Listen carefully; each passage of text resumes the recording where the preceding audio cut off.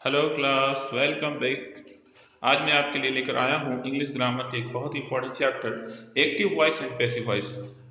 हमेशा लोग इसमें कंफ्यूज रहते हैं कि एक्टिव वॉइस क्या होते हैं, पैसिव वॉइस क्या होते हैं, हम एक्टिव वॉइस से पैसिव वॉइस में कैसे कन्वर्ट करेंगे। तो चलिए आज हम लोग सीखते हैं कि वॉइस क्या है, एक्टिव वॉइस क्या है, पैसिव वॉइस क्या है और इसे कन्वर्ट करने का सारा रूल्स हम सीखेंगे। लेकिन आपसे रिक्वेस्ट है कि आप वीडियो को पूरा देखिए। अगर आप वीडियो को पूरा देखिएगा तो मेरा दावा है कि आपको इसके अलावा और किसी वीडियो को देखने की जरूरत नहीं पड़ेगी, ना ही किसी बुक का सहारा लेने का जरूरत पड़ेगा। तो चलिए हम लोग वीडियो को शुरू करते हैं। सबसे पहले हम समझेंगे कि वॉइस होता क्या है। देखिए, वॉइस भी वर्ब का ही एक फॉर्म है जो हमें दो बातें बताता है। पहला बात तो हमें यह बताता है कि उस सेंटेंस में जो सब्जेक्ट है वह काम करने वाला है। तो काम करने वाले को क्या कहते हैं? डूअर या फिर एक्टर। जो काम करता है उसे हम या तो डूअर बोलते हैं या तो एक्टर बोलते हैं। तो उस सेंटेंस का जो सब्जेक्ट है अगर वो काम करने वाला है तो वो भी एक वॉइस है।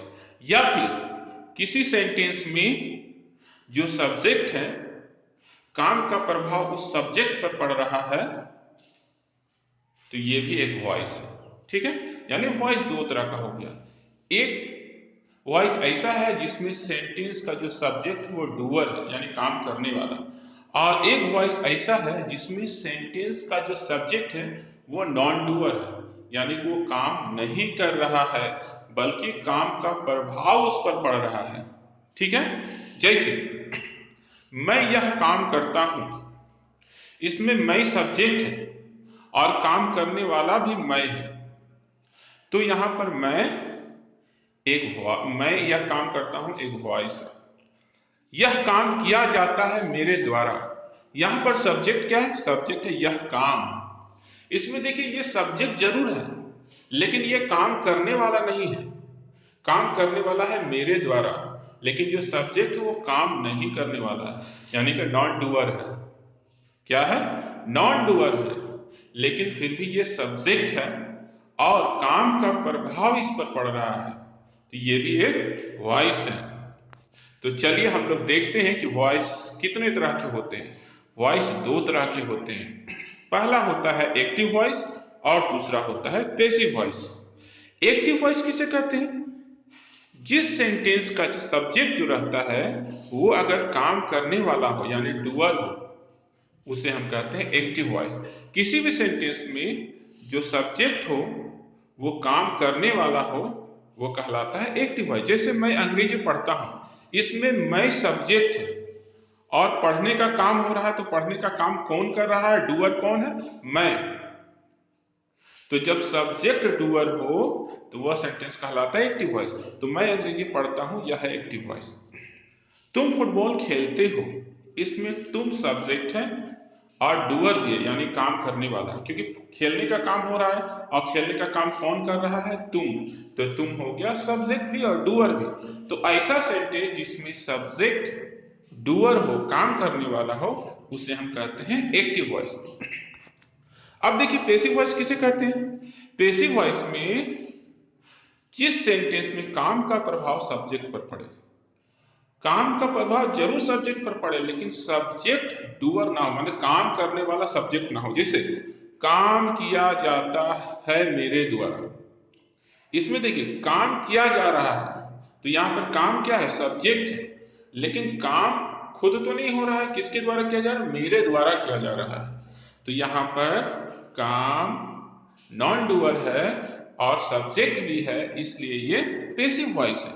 फुटबॉल खेला जाता है तुम्हारे द्वारा, इस सेंटेंस में देखिए फुटबॉल सब्जेक्ट है और यहां काम हो रहा है खेलने का, लेकिन फुटबॉल तो नहीं खेल रहा है।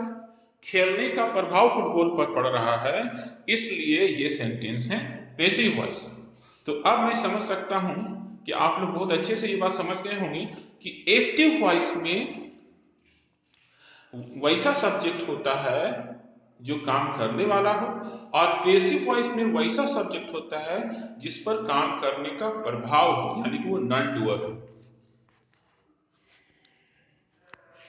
अब हम लोग एक एक करके रूल्स देखेंगे कि हम किस तरीके से एक्टिव वॉइस को पैसिव वॉइस में बदलेंगे। सबसे पहला रूल, अगर एक्टिव वॉइस का जो सब्जेक्ट है अगर हम उसे पैसिव वॉइस में बदलना चाहते हैं तो वह ऑब्जेक्ट में बदल जाता है। अगर हम एक्टिव वॉइस के सेंटेंस को पैसिव वॉइस में बदलना चाहें तो एक्टिव वॉइस का जो भी सब्जेक्ट है वो पैसिव वॉइस का ऑब्जेक्ट बन जाता है। जैसे यहां पर देखिए सब्जेक्ट फॉर्म मैंने लिखा है और दूसरी साइड मैंने ऑब्जेक्ट फॉर्म लिखा है। अगर एक्टिव वॉइस में आई सब्जेक्ट है तो वो पैसिव वॉइस में ऑब्जेक्ट में मी बन जाता है। उसी तरह वी पैसिव वॉइस में अस बन जाता है। यू तो यू ही रहता है, ही का हिम हो जाता है, सी का हर होता है, इट का इट होता है और दे का देम हो जाता है। ये पहला रूल है, यानी कि हमें एक्टिव वॉइस का जो सब्जेक्ट है उसे पैसिव वॉइस में ऑब्जेक्ट में बदलना पड़ता है। ठीक है।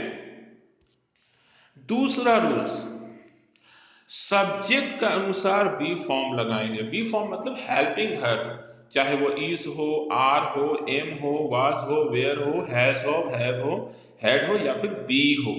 ठीक है, यानी कि सब्जेक्ट के बाद हमें हेल्पिंग वर्ब लगाना है। उसके पास तीसरा रूल है कि हमें वर्ब का पार्ट पार्टिसिपल यानी पास्ट पार्टिसिपल यानी कि वर्ब 3 लगाना है। हम लोग पढ़े ना verb 1, verb 2, verb 3, verb 4, verb 5, तो हमें वर्ब का तीसरा रूप लिखना है। उसके बाद चौथा रूल है कि हमें वर्ब 3 के बाद प्रीपोजिशन बाय लगाना है। ठीक है, वर्ब 3 के बाद क्या लगाएंगे? बाय लगाएंगे। और उसके बाद पांचवा रूल है कि एक्टिव वॉइस का जो ऑब्जेक्ट है वो बदलकर पैसिव वॉइस का सब्जेक्ट बन जाएगा। हम सबसे पहले एक्टिव वॉइस को देखेंगे, उसमें देखेंगे कि ऑब्जेक्ट क्या है। उस ऑब्जेक्ट को हम पैसिव वॉइस में सबसे आगे यानी सब्जेक्ट के रूप में लिखेंगे। और हमें यह ध्यान देना होगा कि पैसिव वॉइस एक्टिव वॉइस का जो ऑब्जेक्ट है अगर वो मी हो, देम हो, तो उससे हम नॉमिनेटिव केस में बदलेंगे। जैसे मी का आई लिखेंगे, यू का यू लिखेंगे, हिम का ही लिखेंगे। तो ये बातें आपको समझनी पड़ेगी। चलिए हम लोग एक बार फिर से देख लेते हैं कि एक्टिव वॉइस में सेंटेंस कैसे होते हैं और उसे पैसिव वॉइस में लिखेंगे तो कैसे लिखेंगे। एक्टिव वॉइस में सबसे पहले सब्जेक्ट होते हैं जो डूअर होता है, काम करने वाला। उसका वर्ब होता है, उसका ऑब्जेक्ट यानी एजेंट जिस पर काम का प्रभाव पड़ता है। ठीक है। पैसिव वॉइस में क्या होता है? पैसिव वॉइस में सबसे पहले हम उस सब्जेक्ट को लिखते हैं जो एजेंट है यानी जिस पर काम का प्रभाव पड़ रहा है। ठीक है।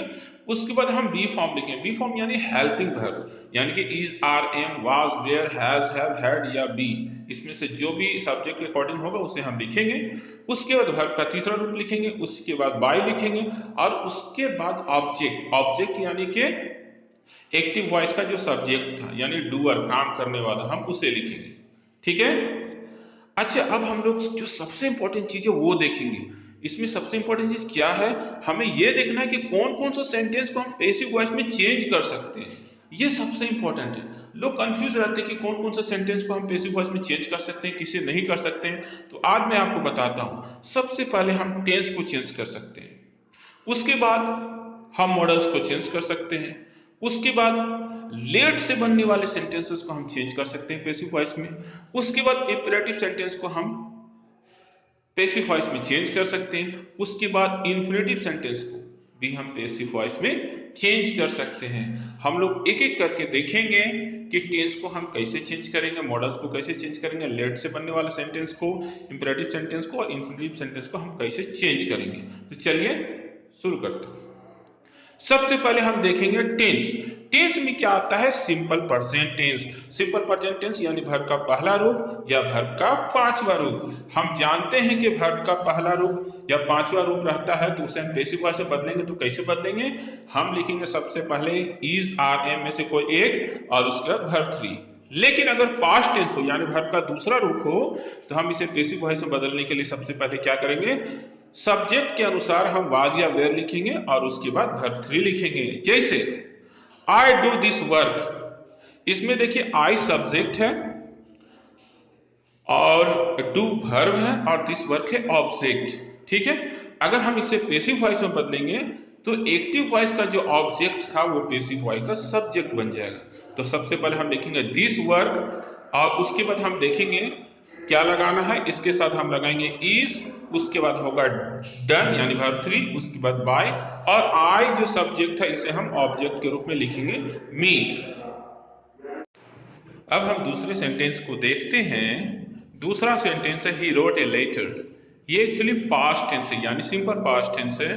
इसे हमने बनाया है कि letter was written by him. इसमें देखिए ए लेटर को मैंने सब्जेक्ट के रूप में लिया है, उसके बाद वाज बेस के अकॉर्डिंग वहां पे लिखा है, उसके बाद वर्ब 3 लगाया, उसके बाद बाय लगाया, उसके बाद हिम है। हिम क्या है, जो एक्टिव वॉइस ही का सब्जेक्ट था वही पेसिव वॉइस में ऑब्जेक्ट बनकर हिम हो गया। ठीक है, अब देखिए कंटिन्यूअस टेंस, ये जानना बहुत जरूरी है। देखिए कंटिन्यूअस में क्या होता है, इज आर एम या फिर वाज वेयर रहता है, उसके बाद वर्ब 4 होता है एक्टिव वॉइस में, है ना। इसे हम प्रेजेंट कंटिन्यूअस में बनाने सीखेंगे और पास्ट कंटिन्यूअस में। देखिए दोनों को मैंने अलग अलग लिखा है। ठीक है, प्रेजेंट कंटिन्यूअस बनाने का तरीका, एक्टिव वॉइस बनाने का तरीका है इज आर एम और उसके बाद वर्ब 4। जब हम इसे पेसिव वॉइस बनाएंगे तो सब्जेक्ट के अनुसार हम इज आर एम लगाएंगे, उसके बाद बीइंग लगाना है, B E I N G being, उसके बाद वर्ब 3 लगाना। ठीक है, जैसे आई एम प्लेइंग फुटबॉल, तो इसका पैसिव वॉइस होगा football is being played by me. She is singing a song, इसका पैसिव वॉइस होगा a song is being sung by हर।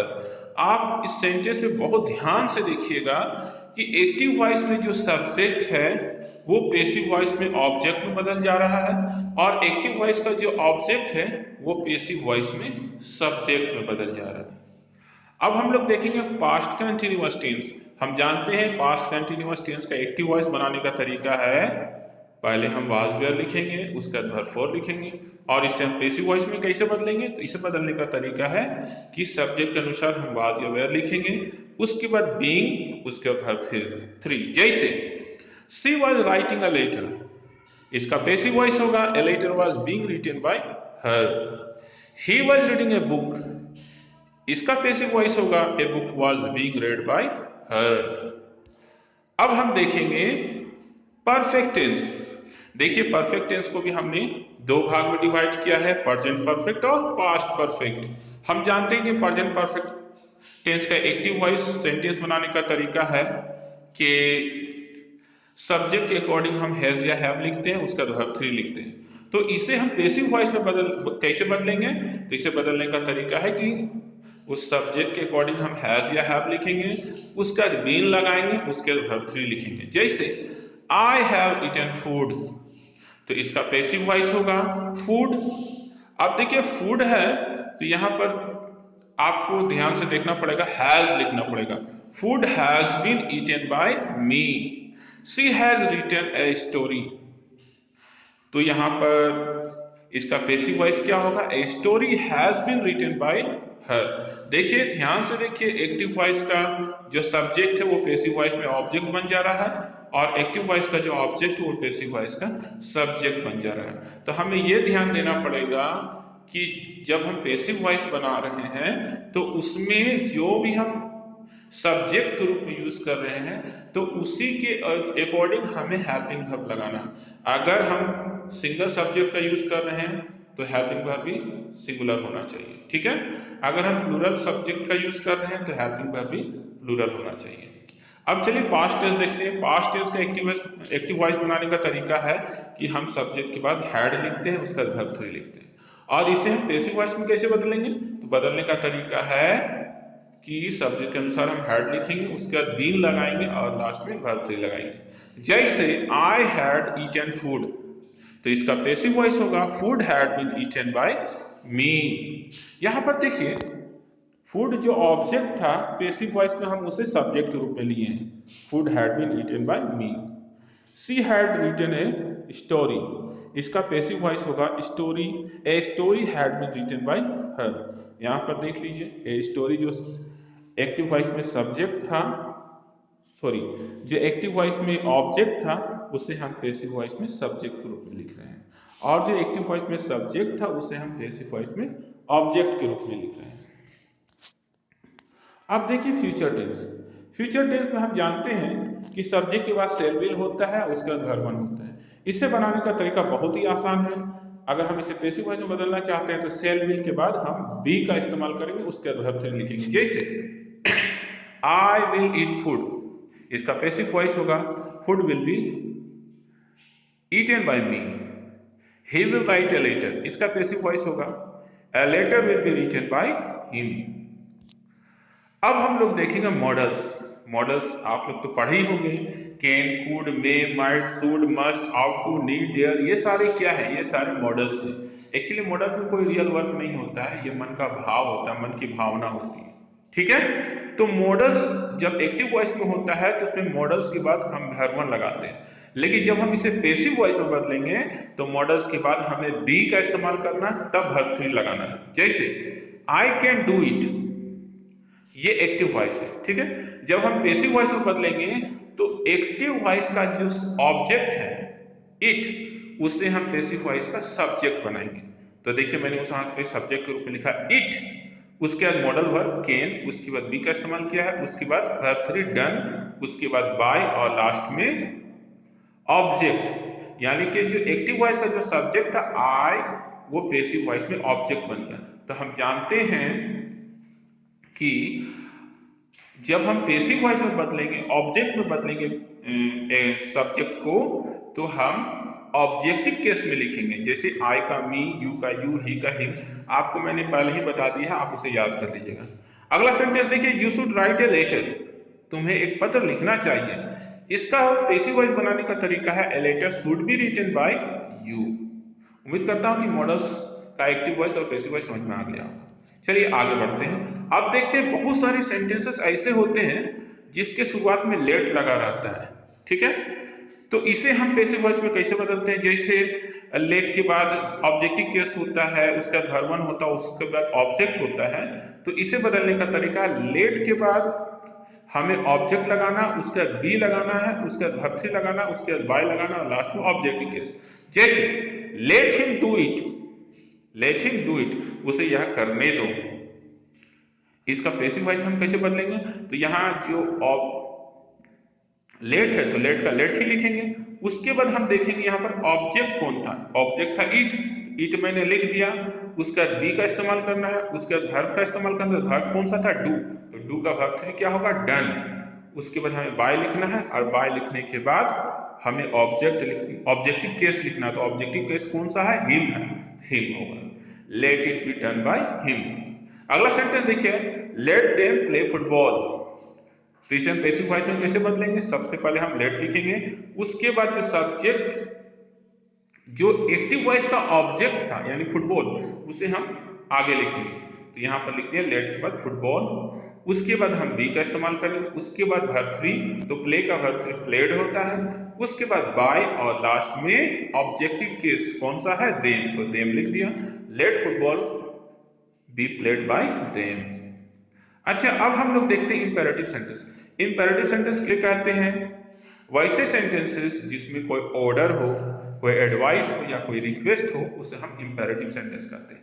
सबसे पहले हम देखेंगे ऑर्डर वाले सेंटेंस, है ना। तो ऑर्डर वाले सेंटेंस में क्या होता है? वर्ब वन होता है, उसका ऑब्जेक्ट होता है। तो इसे हम पैसिव वॉइस में कैसे बदलेंगे? इसे हम लेट लगाकर बदलेंगे, ठीक है, याद रखिएगा।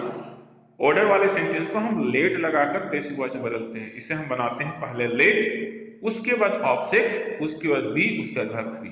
जैसे डू योर वर्क, तो इसे अगर हम पैसिव वॉइस में बदलेंगे तो सबसे पहले हम लगाएंगे लेट, उसके बाद देखेंगे वर्क कहाँ है, ऑब्जेक्ट क्या है? ऑब्जेक्ट है योर वर्क, तो लिखेंगे योर वर्क, उसका बी का इस्तेमाल करेंगे, उसका वर्ब थ्री, डू का क्या हुआ? डन।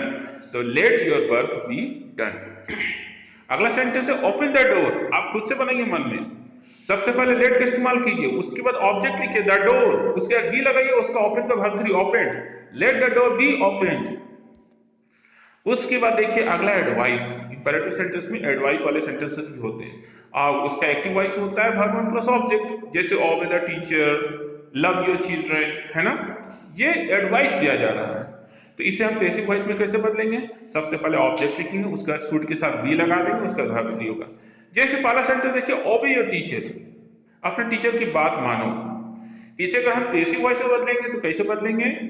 पहले ऑब्जेक्ट को लिख देंगे, ऑब्जेक्ट क्या है? योर टीचर, लिखेंगे योर टीचर, उसके बाद शुड का इस्तेमाल करेंगे, उसका बी का इस्तेमाल करेंगे, और लास्ट में वर्ब का तीसरा रूप। वर्ब कौन सा है? ओबे, ओबे का वर्ब 3 होगा obeyed, your teacher should be obeyed. अगला सेंटेंस है लव योर चिल्ड्रन, आप इसका पैसिव वॉइस बनाइए, your children should be loved. अगला सेंटेंस इंपेरेटिव सेंटेंस में कैसे होते हैं? रिक्वेस्ट वाले सेंटेंस, जिसमें प्लीज लगा रहता है, प्लीज उसका वर्ब रहता है, उसका ऑब्जेक्ट रहता है, जैसे please do this work, please go there, है ना?